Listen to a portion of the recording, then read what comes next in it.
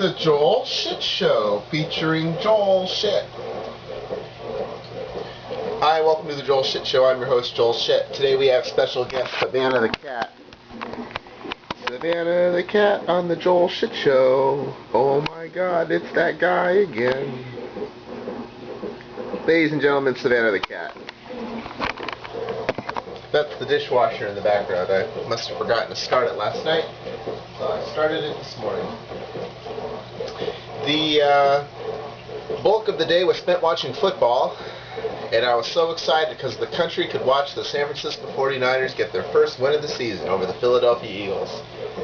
And I had bet the over in this game. I said 39.5 or 38.5, whatever it was, too low. And I did have a small plan of Niners -3 because it was suggested to me. I wasn't so sure. I said, why are the 49ers favored against anybody? Kevin Kolb has proved himself to be a capable quarterback, and the Eagles are just a better team than the 49ers. They have a better defense. They have a better wide receiver core.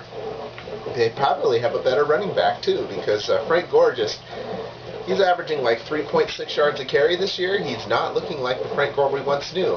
But remember, this is Frank Gore's 6th year in the league. Running backs just don't last that long in the NFL. This could be it for him.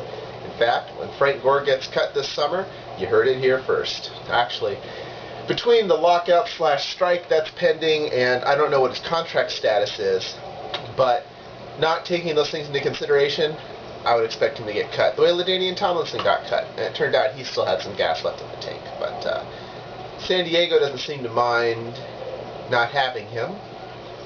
Although, no, because LaDainian Tomlinson doesn't play special teams.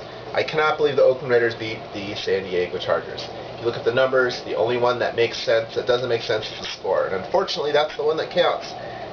Arizona Cardinals, same story. So, if you look at the NFC West, I guess Seattle's the favorite. I don't know. You can't look too much into the Rams getting pulverized by the Lions, because the Lions circled this date on their calendar and said, this is a game we can win. And they also said that this is an opportunity. And Sam Bradford, he'll get there. He's not going to be good every day, and he's on the road, and he probably saw this as an opportunity where the team had a really good chance.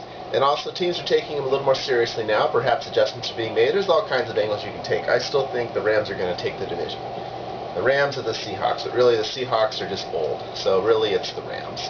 Pete Carroll's never going to win anything. So Rams 7-9, division done.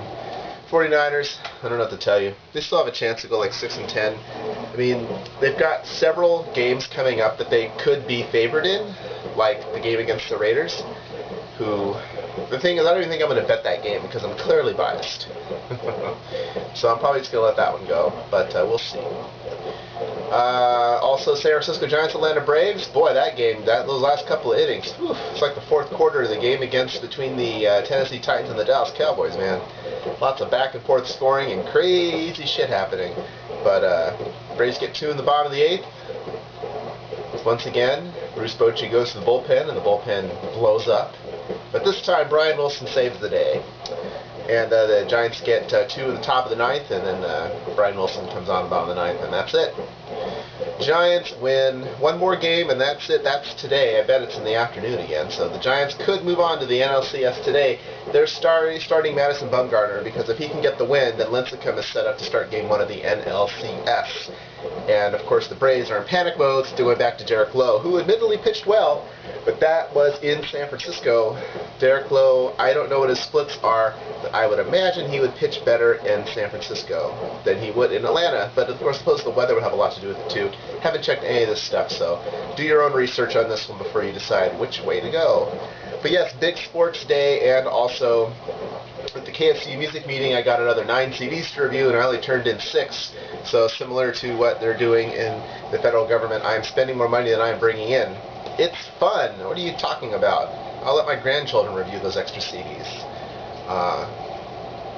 What really I should do is find some other stuff to not do so I have more time to review CDs. That would be the equivalent of raising taxes. That's what I would like to do. But as I was walking out, I ran into my friend Maria, who was late to the meeting, although there's no reason to be on time for the meeting. And unless you want to get first dibs on all the music. I don't want first dibs on all the music, because then I have to review more of it, and I don't have time for that shit. But it just sort of works out that way sometimes. But at any rate, I said, hey, you like Bad Religion? She said, yes. You like Jimmy Eat World? She said, yes. One of my friends loves Jimmy Eat World, and it wasn't her, based on her response, but I had put myself into a corner. And I said, would you like to review those CDs? And she said, okay. And so she's going to do it, but she's not going to be really happy about it. And she took the CDs because I said, would you like to do it? It was not because she thought, oh, I love Bad Religion. Oh, I love Jimmy Eat World.